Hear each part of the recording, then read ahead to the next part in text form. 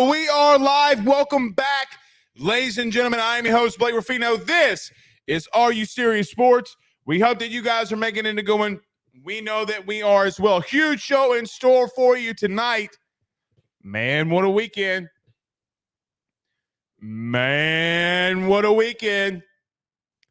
LSU holds the Bayou Splash.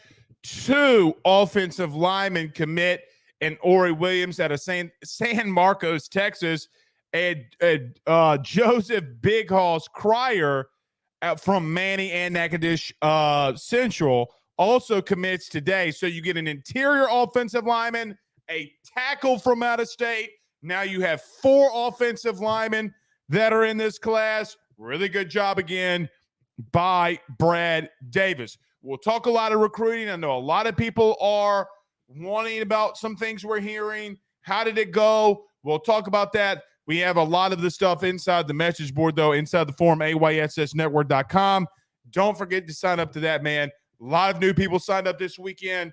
Massive outpour for people signing up to the forum. And I saw this from Anthony B. Saints. He said, I subscribed to the forum, and it's totally worth the $7 a month. Great content, Blake. Thank you so much. So we'll talk about some of the recruiting. Also, Iron Tiger Award given to a linebacker. Omar Speights from Oregon State out of the transfer portal. We'll talk about him tonight. Camp starts this week. Maybe some things that the final thing that we're looking for. I'll give you some players. I'll give you a position group. You probably know my position group, the first place that I'm going. But also, we'll give you some players that we want to see in person. The man, the myth, the legend is back. He went to Chicago this weekend to, I don't know what you call it. I really don't know what you call it. But like the card convention, but nevertheless, the man is back. Carter, the Power, Bryant at 7:30. We'll talk to him about all things LSU. What does he think about some of the recruits? Big push for Colin Simmons. Hashtag Colin Baton Rouge. You got to love it. Can LSU lock in and close? So I'm sure we'll talk football and we'll talk recruiting here with Carter. We'll go to Saints camp I guess technically week 1 still. But first day in pads, we'll talk a little bit of Saints roster updates from them.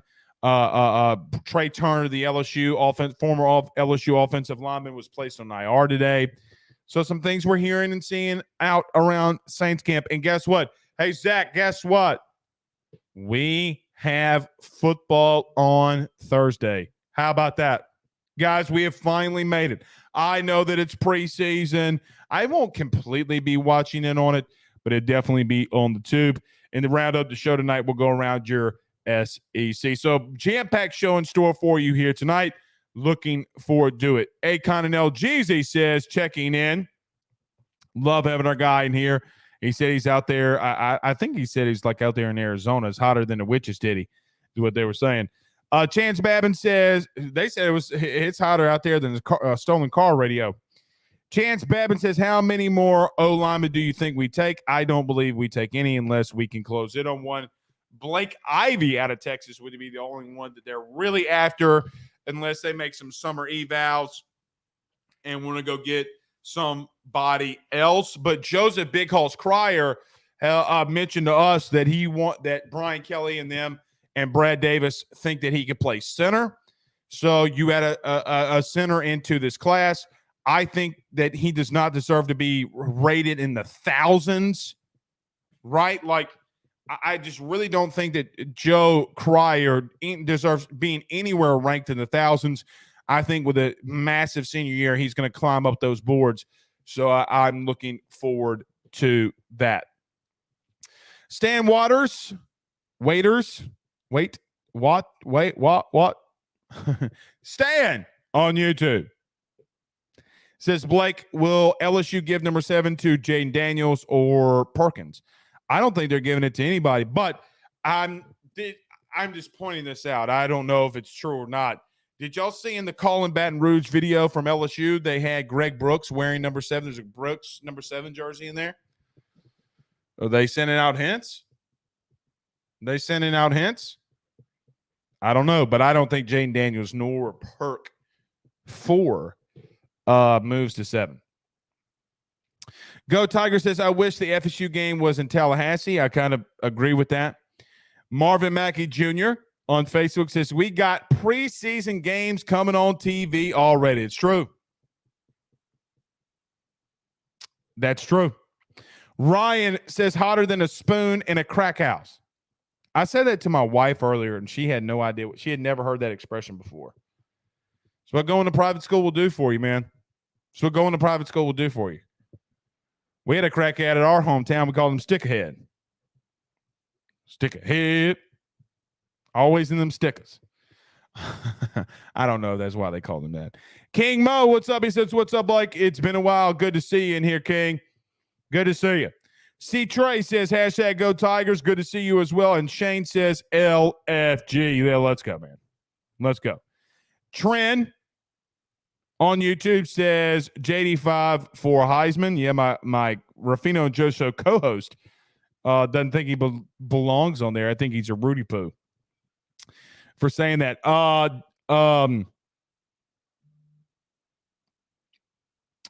dog it. DK. Well, I almost called you BK. I was like, his name's not BK. We're not talking about Brian Kelly. DK on YouTube says that was the Garth Brooks they gave to him. Oh, okay. Garth had a hat with the number 7. That makes sense. That makes sense. I didn't think about that. I did not think about that. Roger Dugas says Caden next and then Colin Simmons. You'd hope so. We'll talk about it. I promise you that we will talk about it. Let's get rolling and do that. Let's do just that. Let's talk about some recruiting. Let's talk about camp starting this week. Let's talk about Omar Speights winning the Iron Tiger Award. Man, that's back-to-back transfers on defense that have won that award. Very interesting. All right, let's get rolling. Everybody do us a favor. If you're on Facebook, do us a favor. Stop what you're doing right now. Hit that like and share. Share to all of those Facebook groups, all of those LSU Tiger groups. Stop. Do it for us. Helps us out greatly when you do that. If you're listening to us on YouTube, don't forget to hit the like and subscribe button and the notification bell wherever you listen to podcasts. Rate, review, and subscribe. If you're watching us on Fubo TV, we greatly appreciate you doing that. Let's talk about our good friends over at betonline.ag and our good friends over at Blue Chew, because football season makes you rock hard. BetOnline is the fastest and easiest way for you to wager on all of your favorite sports, contests, events with the first-to-market odds and lines. Find reviews for all the news for each league, including Major League Baseball, NFL, NBA, NHL, combat sports, college sports, esports, and even golf. BetOnline continues to be the top online resource for all of your sports information for live in-game betting, props, and futures. Head on over to BetOnline today and use your mobile device to join and make your first sports bet. Use our promo code BELIEVE50, that's BELIEVE50, BLEAV 50, to receive your 50% off welcome bonus on your first deposit. That's betonline.ag, betonline.ag. With over 65 years of experience, nobody is better equipped to service in your vehicle than GM Varnado & Sons. RV repair, big rig overhauls, motorhome chassis, routine maintenance, tire rotations, tire sales. No job is too big or too small over at GM. If you break down the side of the road in the greater Baton Rouge area, they will come and get you. And the best thing about that is that they can come and get you, and then they can bring your vehicle back to their shop and start the repairs right then. Again, GM Varnado & Sons. Go see them over at 2500 Fuller Boulevard. Give them a call at 225-664-9992. 225-664-9992. Tell me your good friend Blake Ruffino sit you on by. That's on us. I should have told Zach we were supposed to run the Blue Chew ad after Battle Line. That's on me. That's on me. We're running before Carter. They wanted us to say that, Zachy. They wanted us to say that. So, I mean, you can't fire me if you want me to say that. Yes, it's Paul's-worthy. It was a Paul's-worthy comment. Let's get rolling. I'll get to a couple of these comments before we do that, though. Robert Law says, hashtag Ask Blake, as a former O-lineman, do you think we will see the best O-line in program history under Brian Kelly? I think that that's a good assumption, that you could see that. He is recruiting some studs. You could. We'll see how that progresses. Blaine Smith says Hall of Fame game is this week. Football is back. That is very much faux show. Zachy says Blake got the Blue Chew ads. Now we've had them. You just been on vacation. We've had the Blue Chew ads. That's why I said when you run it, we should have run it, but that was on me. That one's on me. All right, last one before we get rolling. Go Tiger says, I love how BK has emerged, getting the kids from Louisiana that would run through a brick wall to play at LSU. It's true. And he did that last year, going and getting guys like Greg Brooks, Joe Fouché, Mekhi Gardner, Jared Bernard Converse. He went and got a lot of those guys that would want to run through a brick wall for you. What do you guys really want to start off with? Because there's so much we can go. I kind of want to wait until camp and Omar Speights. We'll talk about that before Carter, the power Bryant, gets in here. Let's talk a little bit of recruiting. Now, I got to emphasize, I got to mention, if you haven't subscribed to the forum, you need to go do so. AYSSnetwork.com. This weekend was massive. This weekend for LSU was massive. With the amount of 5 stars that you had on campus, guys like Bryce Underwood, Colin Simmons, Dominic McKinley, and others, it was a big deal what you just pulled off this last Friday. Not only that, having a guy like Colin Simmons stick around, guy like Caden Durham sticking around, and you've by now, I'm sure, have seen what's been going on social media with Colin Simmons. Here's what I'll tell you, and I've told you this from the beginning, and now that recruiting is starting to pick up, you're starting to get behind it, but it's always been true. A lot of people have been saying LSU is not ready. They're not recruiting at the level that they should. But you did that based off of a recruiting ranking that was happening in June. Dominic McKinley, a lot of people said you were out of the loop on. You're not out of the loop now because a lot of things are going to start emerging. Can you land him? There were some guys like Wardell Mack that did not show up. Xavier Atkins, more than likely, if I'm kind of waiting for him to announce this on his own, but Xavier Atkins didn't show up. He's probably not going to be in this commitment class.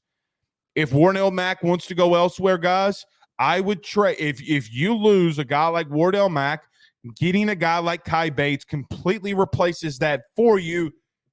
I mean, and I really like that kid. Like, I like Kai Bates so much. As y'all see, in today's day and age, the kid did a video on his recruitment. He said, I want to thank God. I want to thank my parents. In the next 3 to 4 years, I'm going to LSU. He didn't play all the Rudy Poo stuff that kids pull nowadays. He got out the hat. He put it on and said, let's roll. BK, have it your way. He was also on campus this week. But LSU, again, is staring down the barrel of a top 5 class. I'm not giving up on Wardell Mack yet. If he wants to go, okay. Let's see if you can get back into the fold there. Hopefully you can, because signing day is not until December. And hell, he could push it back until February. But Wardell Mack would be a guy that maybe you would wait on. So is Don McKinley, Colin Simmons, whatever.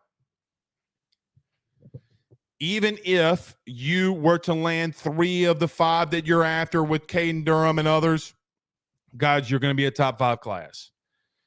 I still think that his team's going to go out into the portal. I know Brian Kelly wants to build his recruiting, build his base through high school recruiting, and he probably may get close to 23, 24, 25 overall high school commitments.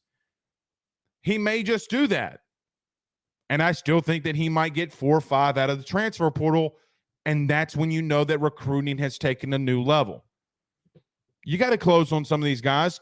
I mean, look, a lot of people are saying that Colin Simmons is trolling. Guys, he's not trolling. He's not trolling. Why would you think he was trolling? I mean,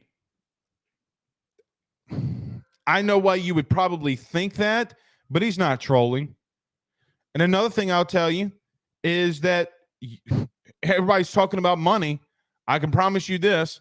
LSU did, and I say LSU is a byproduct because NIL is completely a thing, 1,000% a thing. It's legal. Just like what you saw what's going on in Auburn right now, right? Auburn flipped a 5-star recruit from Georgia, flipped a 5-star recruit from Alabama. If you think money's not involved, you're crazy. But it's legal. And it's always been happening. You got to do what you got to do there. But I don't think that sways a guy like Colin Simmons because he's going to make probably the same amount of money anywhere he goes. Development, atmosphere, family, how his family will be treated, how it would be for his family if he were to be at LSU. But it's only like the miles difference is not that different from driving from Dallas to Austin as it would be from Dallas to Baton Rouge. It's really not that different. Maybe 100 miles difference. So you got an extra hour and a half. I mean, if you've gone that far, you've gone that far. Mama and brother can be taken care of. Overall, Brian Kelly did an amazing job from things that I'm hearing. The staff did an amazing job. Frank Wilson is the ultimate godfather of LSU recruiting.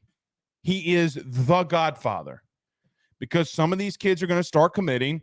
You got one in-state kid that always wanted to be here. You got a kid from out of state. He's always got his hands in recruiting, always. But you're climbing up that ladder. And if I've said it once, I've said it 1,000 times. Recruiting is the lifeblood that fuels the dreams of champions. And you need kids from this state. You're going to have to go out to win national titles. You have to go out there and get the Colin Simmonses of the world. But the simple nature that you got a Colin Simmons, Caden Durham, Bryce Underwood on your campus and at your party speaks volumes. Like, guys, now even into the 2025 class, you are looking at adding the number one player in the country that actually is a really damn good quarterback, and Bryce Underwood. If you pull that off, my goodness, you got a long, long, long way to go on that one. But you got kids like in the state for next year's class, just in the state. Harlan Berry's the number one running back in the country. If you got Bryce Underwood and Harlan Berry, you got the best running back and the best quarterback in the country, best overall player and the best running back in the country. And receiving is not your receiving core that you could haul in is not going to be a slouch either. Momentum is a big thing. Now you're going to take it into the season. I see all the comments. But momentum that they have right now is on another level. Can they close? That will be my ultimate thing. For more details, just go over to the forum, ayssnetwork.com/forum or /price plans and pricing or plans-pricing. All right. Let's get on the field because LSU football camp opens up this Thursday. We will be there. No ifs, ands, or buts about it. We will be there. Call them hell or high water. LSU football is back. It is back. I told you this before, but one thing that, I am just 1,000%, those gates open, I'm going to look at. I want to see the defensive line. I just think that you have the potential, if things work the right way, with a guy like Mason Smith, with a guy like Mekhi Wingo and Jordan Jefferson, with a guy like Savion Jones that we mentioned last week that I think it may have a big season because he's had a massive offseason. Guys, Savion Jones right now is 6'6", 260. He's grown a little bit. 6'6", 260. So you paired that with a guy like Mason Smith in the interior, another guy 6'6", 310, 315. Mekhi Wingo might look like the odd man out on that one because he's 6 foot 280, 300, whatever he may be. And then you have your Jack Ovia-Gofu or Braden Swinson, Deshaun Womack. Oh, and by the way, Harold Perkins is back. So I want to see that D-line. I want to see that front seven because I think if you have the front seven that you potentially think you can have. Look, you know this and I know this. As an LSU fan, you probably feel pretty good here because you know the potential defensive line that you're going to have. You feel really, really good because you know that you have a pass rusher on a Harold Perkins on third downs and critical situations when teams are going to be throwing the ball. But guys like Mason Smith, guys like Mekhi Wingo, guys like Savion Jones, I think Savion Jones is better than the guy that he was sitting behind a year ago. I just do. I love Ali Gay. Ali has been on the show. I think, what was he? 2 times he was on the show. Loving to death. I just think the guy that was behind him is better than what he was. And it's not a slight at him because Savion Jones is a dude. That front core line, I think, could be really stinking good. Now, the thing about the front seven is I think that you have 4 linebackers right now that can play. Maybe even start for you. The things I'm hearing about Wes Weeks as an example, as the 4th guy on that depth chart. Guys, he's put on 20 pounds since January, and we sit here in August. He's put on a really solid 20 pounds of muscle. The dude has transformed himself, and he's kept a lot of the same speed. But you got Harold Perkins, Greg Penn III, and obviously a guy that we'll talk about tonight here in Omar Speights. Now, in case you missed it, LSU announced today, Coach Jake Flint and the strength staff announced today that the Oregon State transfer, Omar Speights, won the Iron Tiger Award for the best off-season or the best summer workout. Jake Flint said that not only for pound is he the strongest, but pound for pound, he might be the fastest. Now, that's kind of hard to believe, but that's, if I'm not mistaken, for sure I heard him say he was the pound for pound strongest, but one of the pound for pound fastest. You know, and you've seen this so far, he is an instinctive player. Guys have rallied around him. He's come in here. He's not said a word. He's put his head down and got to work. Truth is, he's more than likely going to be the leader of your defense. He's in the middle of that defense. He's going to be the middle backer. And I know that Brian Kelly talked about him at SEC Media Days and at the Rotary Club last week. But now you're seeing him winning the award for the best offseason. You're announcing to your team, you're announcing to the world, you're announcing to the SEC that Omar Speights is the guy that you think is going to be the leader in the middle, not named Harold Perkins. Now you kind of just have that trust factor that you have a guy in the middle that can really lead your defense. We've talked a lot about this team. I think the biggest sleeper in everything that we've talked about during the non-playing portion of the year is I think that this front seven can be very nasty. They got good run stuffers. They got depth on that defensive line. You've got 3 or 4 playmakers that you know that you have at linebacker. Like, I was breaking down the Florida film last night and just going back and rewatching some of these games. I was watching Ole Miss.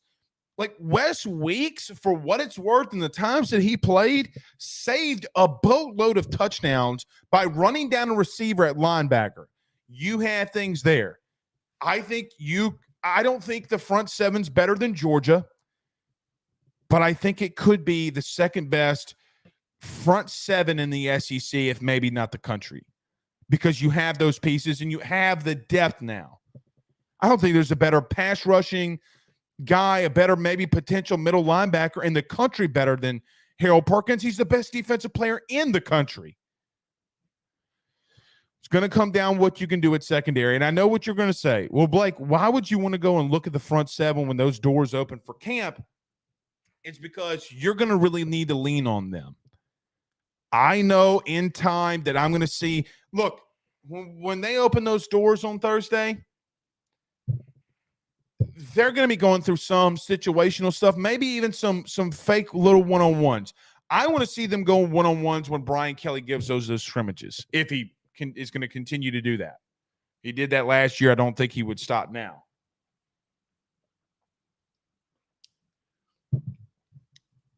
I've said it. I think you're more talented.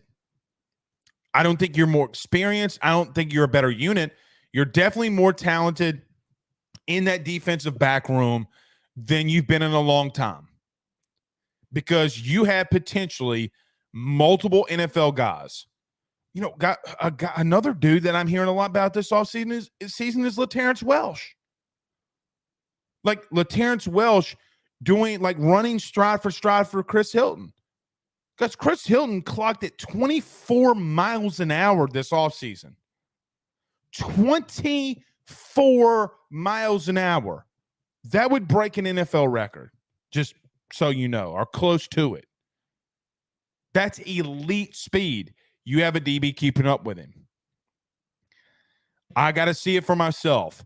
But this front seven with another year under Jake Flint, getting bigger, getting stronger, getting Mason Smith to return, and the biggest thing, like you're going to be one of the top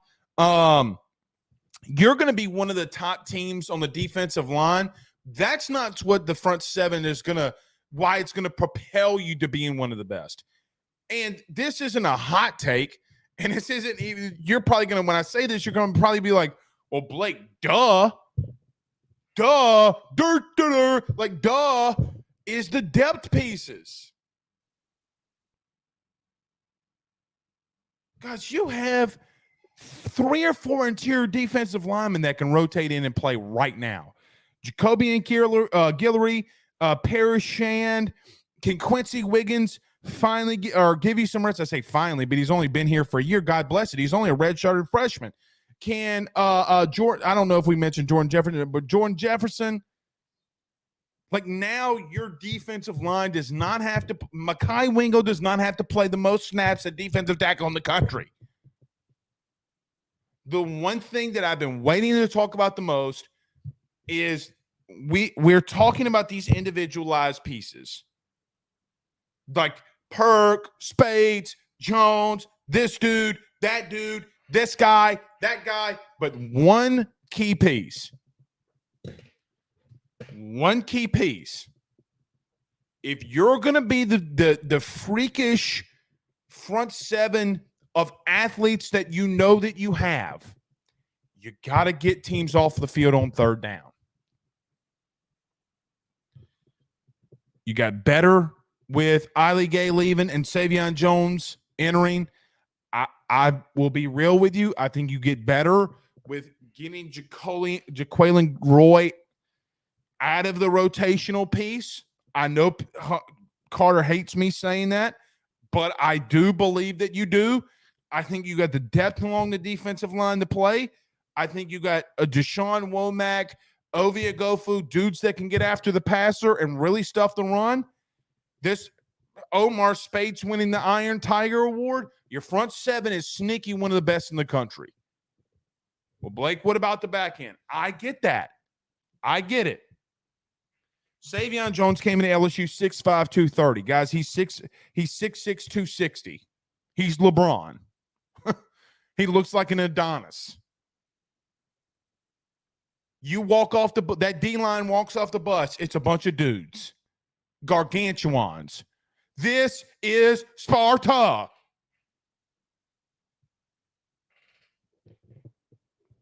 All right, couple comments before we get to this man right here. Let's do this, Blake. Somebody said he dropped 50 grand this weekend. This weekend. Anyway. Bryson Williams says it needs to be Harris or LaTerrence Wells on the outside with Deuce Chestnut in the slot. I don't think it has to be.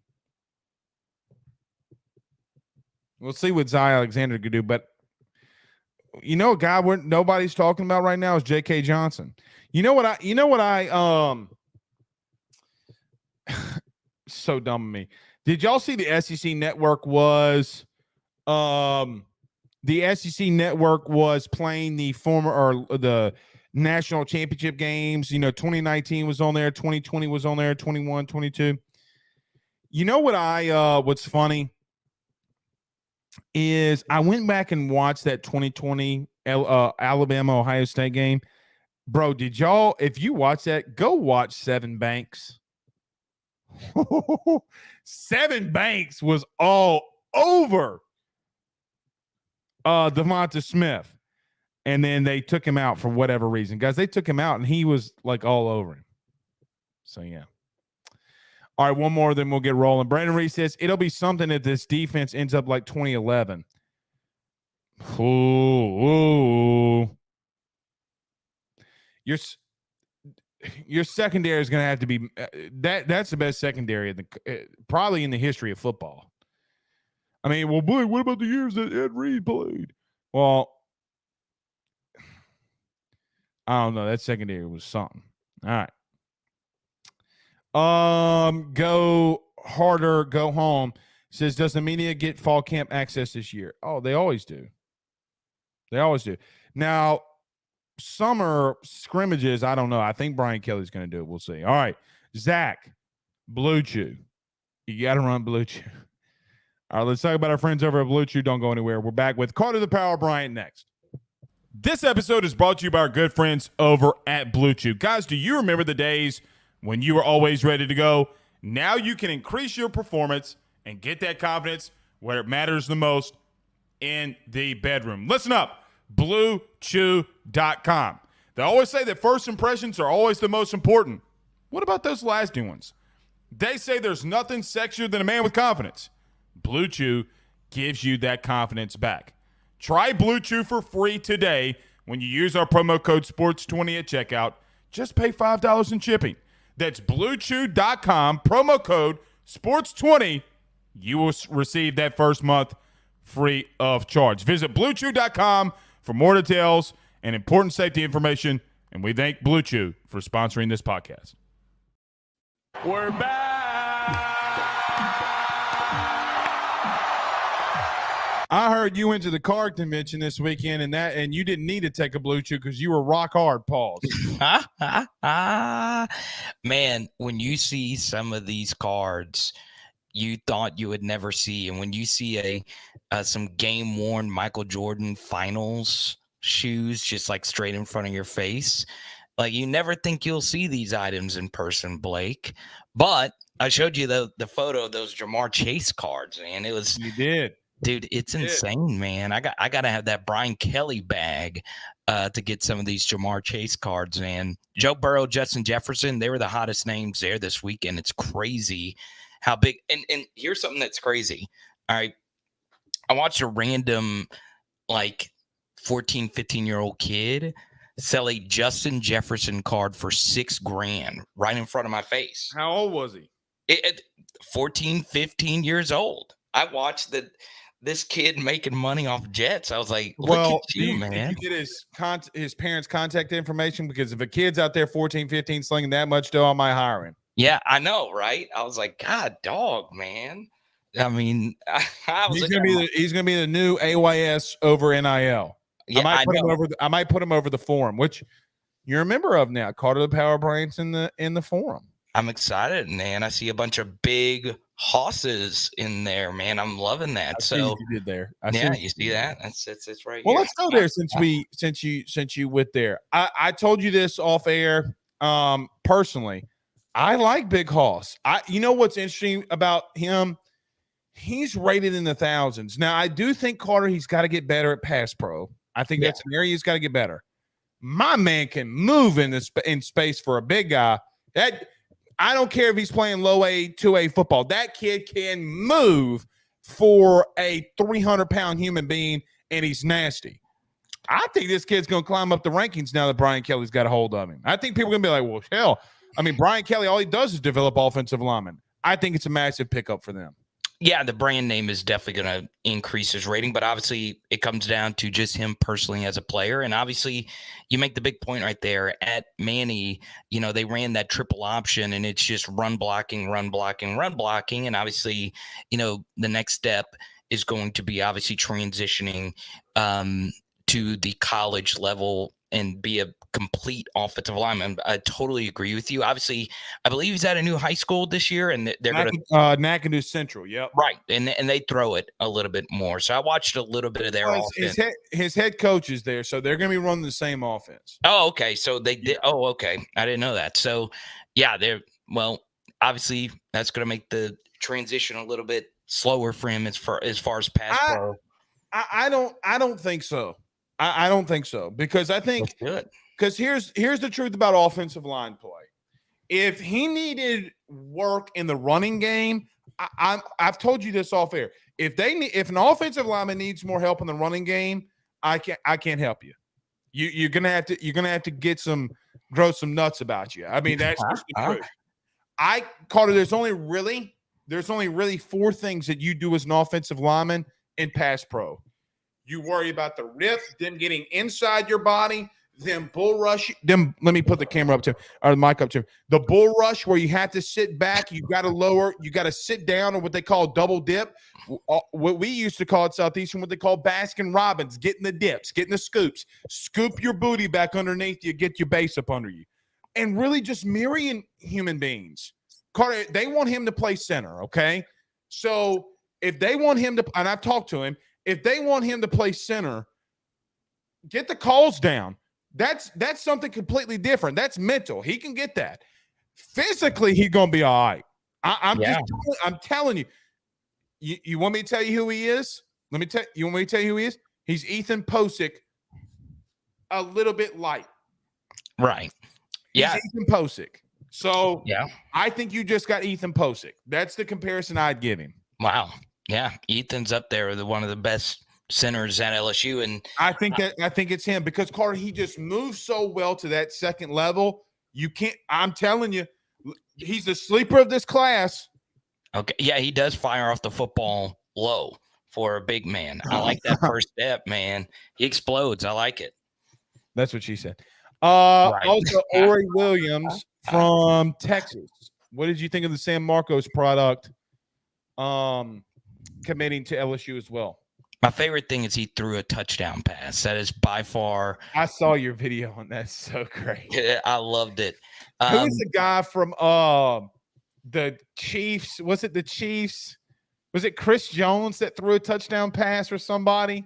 Oh, Don Terry Poe. Terry Poe. You remember Don Terry Poe? Yes. Yes. Oh, man, I forgot about that legendary moment for the big men, baby. Yes, indeed. But, yeah, no, that was beautiful. But honestly, yeah, he's a very talented football player, 6'7". Obviously, the athleticism, you see it. And, look, LSU is bringing in big dudes, right? Kari Lee is a unit, but Ethan Callaway is also a 6'7" prospect. So offensive linemen are just getting bigger, man. They don't make them like you anymore, Blake. They make them even bigger now. That's what I'm talking about. Let's go. Don't humiliate me like that. But yeah, I like Ethan Callaway a lot. And look, LSU now can go look to flip some of these other offensive linemen. And look, this is. Do you think they take another one? Do you think they need a fifth one? Go on ahead, get another one. And honestly, for the fifth one, see if you could swing for the fences. Go for someone that you really like a lot, maybe someone that's already committed to the other school that you were trying to get, and just go for it. But one thing I will say, that's a really good take by you. I didn't think about that. Yeah. So look, here's what I will say. All right, swing for the fences for the offensive line for this reason. Success always leaves clues, right? That's a phrase that's just stuck in my head. I saw it on Twitter recently. I don't remember who said it, but when you look at Georgia's recruiting, who said it? What's so funny about that? Me. I said it. Was it you originally? No, I'm just joking, but I just laughed because I'm thinking like that's so deep, but it's on deep. Twitter. Come on, man. On Twitter, success leaves clues. And if you look at those really good Alabama teams from, when Saban really got it going for like 2013 to 2016, 2017, it was 5 stars on that offensive line everywhere. 4 high-level 4-star, 5 stars. Look at Georgia's recruiting. They just kill it every year on the offensive line, getting guys to buy in and play year after year there. And obviously look at the framework of this offensive line. Your 2 bookend guys were pretty elite prospects. Georgia's got a ton of offensive linemen already committed for 2024. Right. LSU, that's what Brian Kelly probably wants to do, right? That's how he built Notre Dame into the program that it is, what it is now. So obviously you got to bring in more offensive linemen. I've seen the data. I've seen J. Bud Davis has done really good work on this. It is way harder to get a volume amount of offensive linemen from the portal. You got to get those guys. Linemen are loyal, baby. We're loyal. Yeah, exactly. They do not. Not only is it harder to find the really good ones, it's less likely that they transfer. Skill position guys on offense and defense. So for those that don't know, that's your DBs, wide receivers, running backs, those types of players. they transfer at a way higher rate than linemen do. So at the offensive line position, you really got to build through high school. Well, and I think the bigger name offensive lineman, though, where it's not the quantity, there is a lot of quality. Like, I mean, look, I think Miles Frazier is going to be pretty good. I mean, look, man, he transitioned. I mean, he transitioned to the first year in the SEC. I thought that he had moments. Mason Lunsford's an all Big Ten guy. Okay, like he is a. I talked about this in the comments on your show last night, but I think Carter, I think he's going to come in and he's going to play a lot, if not start at right guard day one. Okay. All right. So let me ask you this: who would be your dream from your vantage point? Now, you don't have to give me like the exact 5, but just give me your thought process. Who would I start? Yeah. God bless. You know who? Well, it's or tough we could save it for next week. I know it, but it's tough because I haven't seen one of them play yet. Will Campbell, Miles Frazier. I'm going to stick with Charles Turner, even though I want Marlon Martinez at center. Okay, that's just me personally. I think he's a better center, but he's got to get the calls down better. Charles Turner is a wizard with that. I was talking very quickly. I was talking to somebody this weekend, a coach on staff, and he said, Blake, you don't understand about Charles Turner. Because I got on there. He goes, you do realize football IQ, he might be the biggest. He just can't execute. Okay, so I'll stick with Charles Turner. Right guard, I'm going to go Emory Jones. And spicy. I'm going to go right tackle to Lance Hurd, which I do think cuts Miles Frazier out at left guard and puts Mason Lunsford there. Oh, wow. Wow. So you like Lunsford that much. I like that. Well, because of the amount that they run the football, I know in pass pro, he's always going to have help if he needs it. Right. Yeah. Okay? That's why I don't mind him. You know, people are like, he's got cankles. And I'm like, I mean, Carter, he went up against 3 first-round picks last year and did not lose a rep. Yeah. The Big Ten is loaded with defensive linemen. That's never been like the kid that Cowboys drafted, the kid from Michigan, the first-round pick. Mize, I think his last name was. Right. Lunsford handled him. So I'm like that kid's a first-round pick, and this guy just manhandled him like that? And LSU loves to run just simple inside zone, man. That was just basically, the bread and butter of this team. And then just zone reading off of that with Jaden. I mean, that's what they did. They like to play big boy football. And, there's obviously different blocking schemes, right? So Florida State, just for reference here, they're a very physical team, but they base their offense a little bit more at a counter. That's a little bit more misdirection and try and fool you. They want athletic big men to get out in space. Right. Where LSU, obviously, they want their offensive linemen to be athletic, but you have to have some type of ability to move people. And as good as I think Charles Turner is, he's really solid. I do agree with you, Blake. That is not his best attribute, right? He is not a guy that just gets out there and just mauls people. Now, he does do that occasionally. That's just not his best trait. Where, obviously they don't play the same position. That is what Mason Lunsford does best. He likes to get out there and move people in the run game. So I do agree with you. I like Mason a lot, and I think he'll play some. And the truth is, Carter, if he moves people in the running game, it helps Charles massively because, I mean, he's got the help there. So We'll see on that. Obviously, the biggest thing going into the week is this, and we'll get back to recruiting in a minute because I want to ask you about the uncommits. Man, I'm just going to tell you, I keep hearing a lot about Aaron Anderson. We talked about that last week. But man, if this team, I was looking at, I made a depth chart for the forum. Okay, bro, the weapons on this team is stupid. It's kind of stupid. If you just can remotely get your playmakers out in space, I think you're going to win a lot of football games. I'm with you all the way, man. Especially if you believe Aaron Anderson is him. I can't wait to see him. Right. Obviously, we know Malik is Malik Neighbors, Mason Taylor is getting better. And you have obviously some freshmen that have some traits that maybe some of the skill guys you already have don't.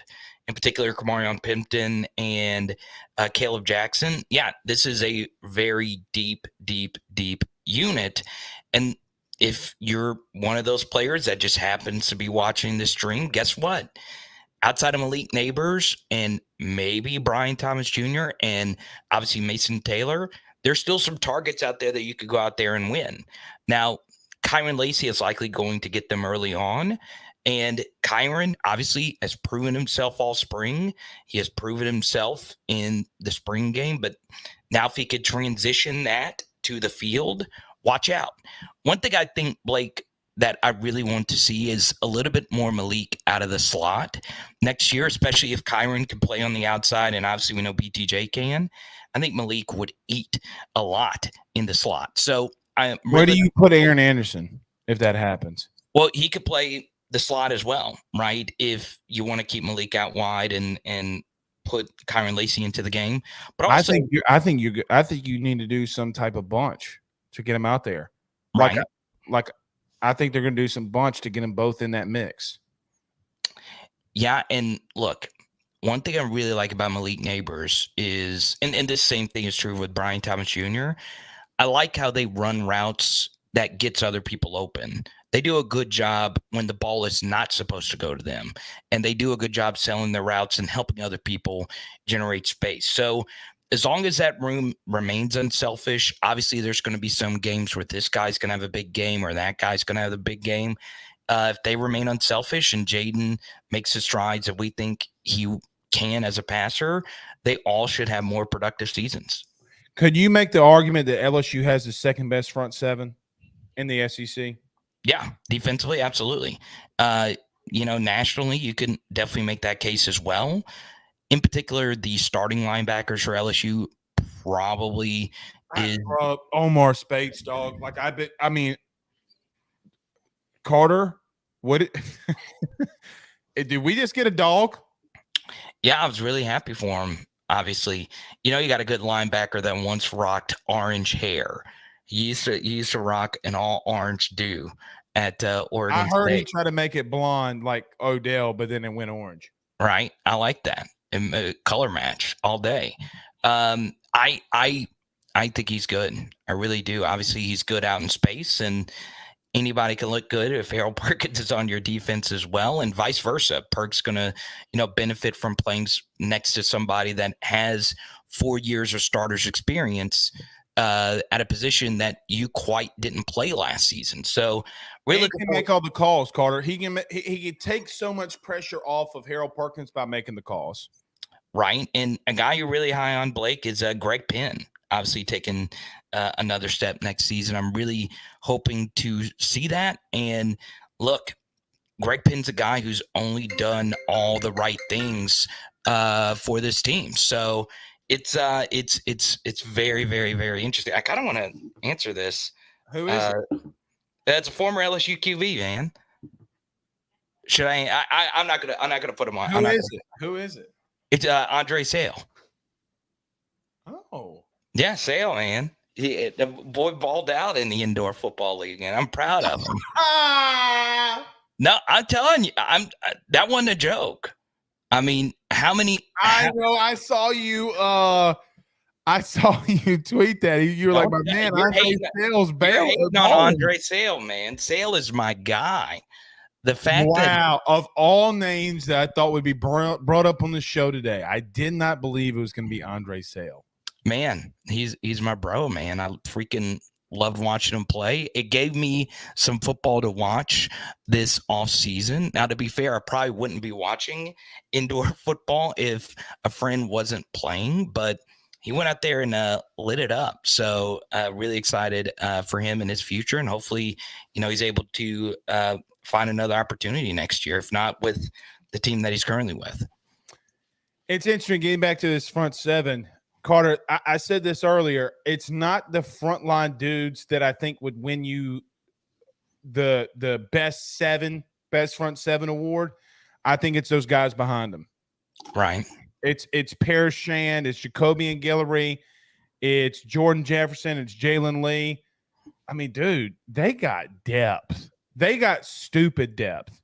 Quincy Wiggins. You mean to tell me Quincy Wiggins can't give you 6, 7, 8, 9, 10 snaps? Man, I hope so. I really do. Because let's take Quincy Wiggins out. Do you think Jalen Lee, Jordan Jefferson, and Paris Shan can't give you 10, 15 at max 20 snaps a game? Especially Shand and Jefferson. Absolutely. Yes. I also, and then of course Guillory and Mason Smith, and obviously we know Mekhi Wingo can ball out. I heard you talking about Savion Jones a little bit earlier. It should be a very interesting season for him. I'm going to be the one thing I like about him is he plays really hard. He's a very good run and chase type of player. Plays a lot like Sam Montgomery, even though their roles quite aren't the same, but they kind of are. It's Sam Montgomery mentality and Barkevius Mingo, Kiki Mingo's body. Right. And I freaking like Savion Jones a lot. And it's going to be interesting to see how he plays this season and holding the edge now that he is a guy. Had a really good game against Arkansas, and we'll see if he can keep that momentum moving. Last thing before I get to these uncommitted guys in recruiting. Yeah. You know what? One thing me and you hadn't talked about? Special teams. Oh. What you think? I think LSU's got a really good punter. I think LSU's got a really good kicker. Obviously, Bramblett is far more accomplished as a punter than Ramos is as a kicker. Mm-hmm. Obviously, LSU's got a really good deep snapper. Now, full disclosure, Slade's a buddy, so I'm always going to say that, but he is a really good deep snapper. He made one of the biggest plays of the season. It's Mississippi State, right? Right. Recovering the fumble, hustling down there, being the first person there to be right in his face and recovering it. And I've heard just around the mulberry bush, if you will, that the communication is going to be better next year on special teams. And now they're taking this collaborative approach. Obviously, are you reporting that? No, I'm just telling you what I have heard that the collaborative. Okay, so sources right. that it's been a lot better, right? Oh yeah, thank you guys. Sources button. Sources.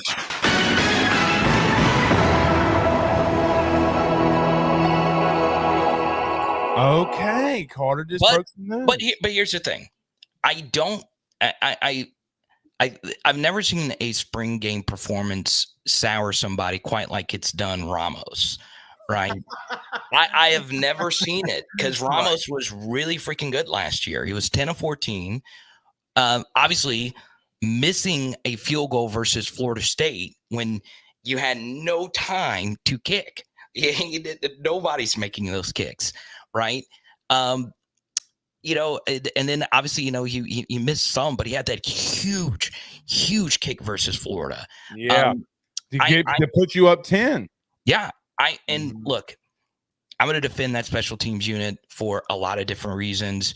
That was a lot of new pieces with a thin roster, and it's hard to. And Blake, you played, you know how hard it is to fill out a special teams when your roster is limited in what it could do. There was a lot of players on the team that couldn't even contribute on special teams, so it stretched them thin. And I'm not defending Brian Polian for everything that went wrong, but it does need to get better. I think it will get better.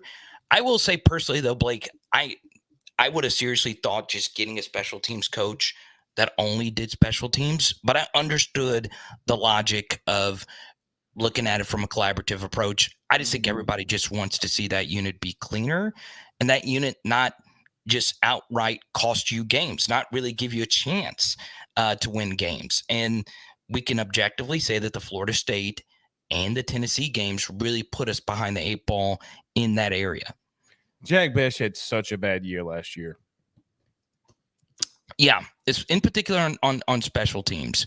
I mean, he was not himself running routes either. Some of that was lower body stuff that he was dealing with before the season. And obviously, the truth is in his first season, he was a tight end. Okay. He was playing like this hybrid tight end role. And then obviously, it's just, supply and demand. If you go out to wide receiver, which is just more crowded, where tight end wasn't really crowded at all, it's what happens. But obviously, shout out to Jack. He took a photo with someone with the PHL shirt the other day, and he's in good spirits. And, I hope Jack does really well at TCU. And I still think he could play. I think he's actually going to do really good at TCU. And one thing I really liked about him, Blake, we talked about this last week. He was a really good third down guy, right? He was really good at moving the chains, finding the weak spots in the zone, and just finding a way to get first downs.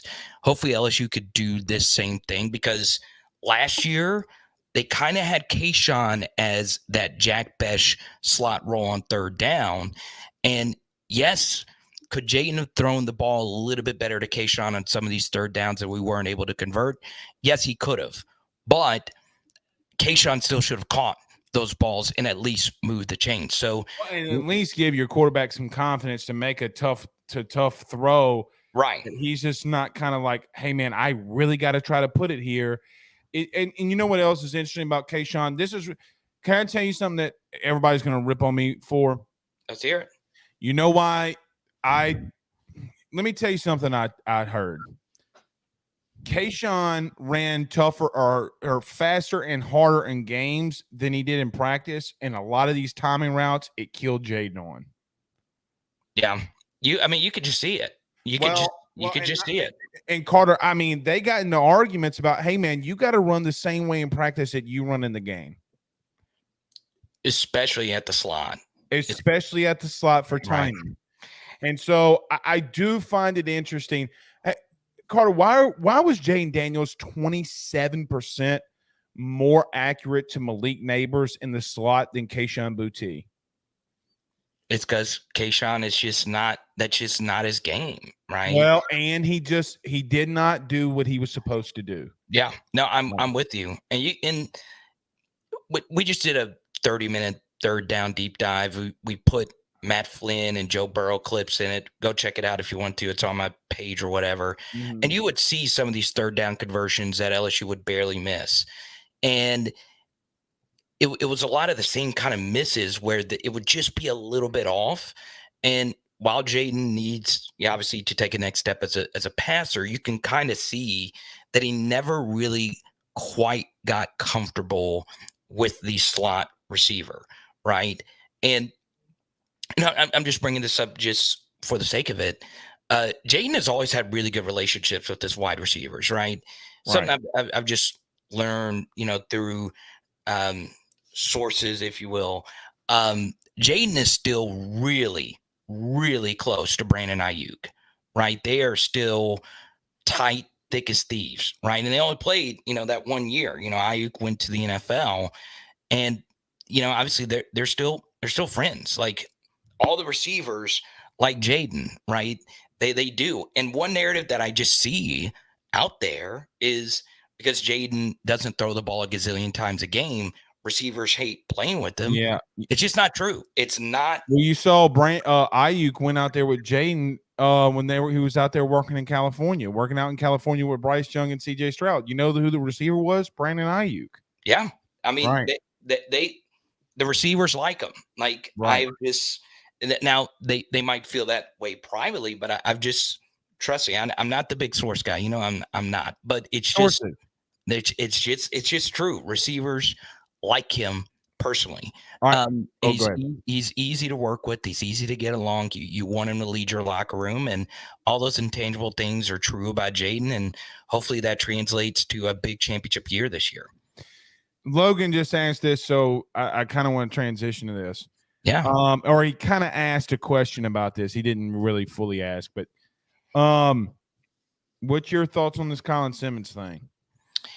Yeah, and look, this is going to obviously hype things up even more here, but he moves the needle so much more than any other LSU recruit can get from this point forward. I know. Yeah, and that's nothing like, obviously, because he's from Louisiana. This is Perkins level. Right. Like, I will say this. I think Dominic McKinley is very, very, very good. And obviously that is a must get. Now, there's no such thing as a must get where you can't. Well, it is a must get because defensively in the interior, you got to get him. Right. It's very important. Obviously, being in Louisiana, you need as many trench guys as you can. But it's just pass rushing.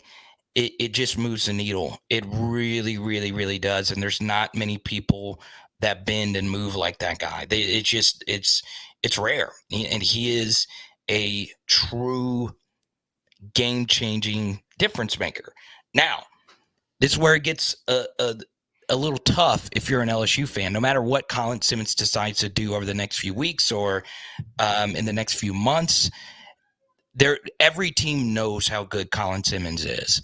But Colin Simmons also knows how good he is, right? You can just see it. He's got this swagger to him.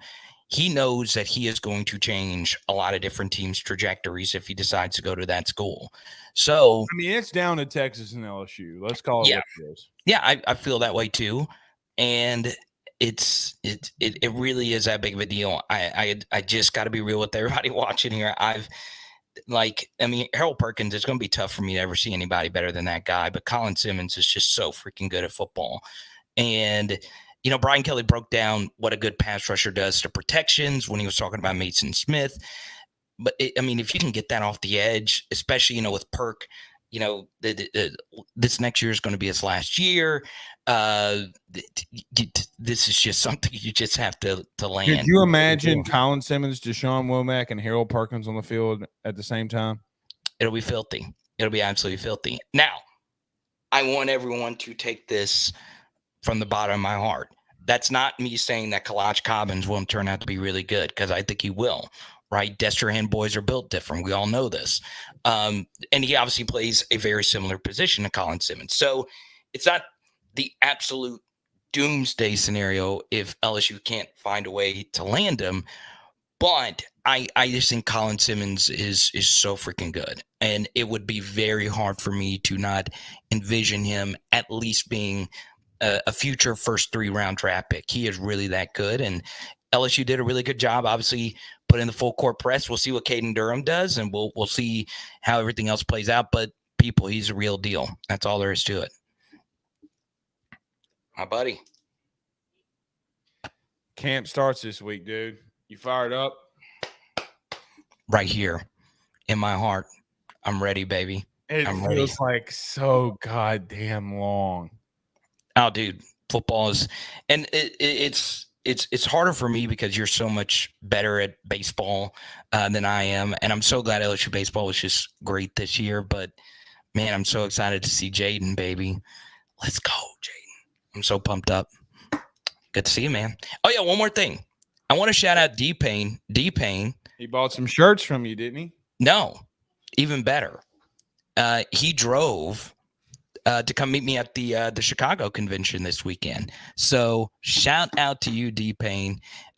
He went and got his mother's car because his car broke down and made it happen.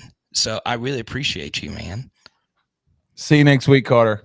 All right, buddy. See you. Cheers. Peace. What are you doing? You want to show the people your new haircut? Guys, look who made it into the show. Okay. Look at your haircut, dude.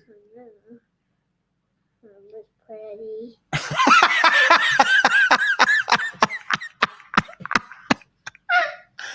Boys don't look pretty, Ben. They look handsome. Would you say you look handsome? Yeah. Yeah, you look handsome. You're looking like a real dude. Looking fresh. Yeah. All right, Dad'll be out there in just a minute. Let me wrap up the show, okay? Yeah, I'm coming. All right, go. I gotta finish the show, dude. Because I gotta finish the show. I don't know. Get out of here for just a minute. Daddy's coming. Daddy's coming. Shane said, my daughter loves seeing Ben on the show. She will ask if she can go to work with me tomorrow. Sorry, Shane. All right. We were going to go around your SC. We'll table that to tomorrow. We'll continue to guest up. Big week, man. Big day for LSU. Y'all have a good one. Peace.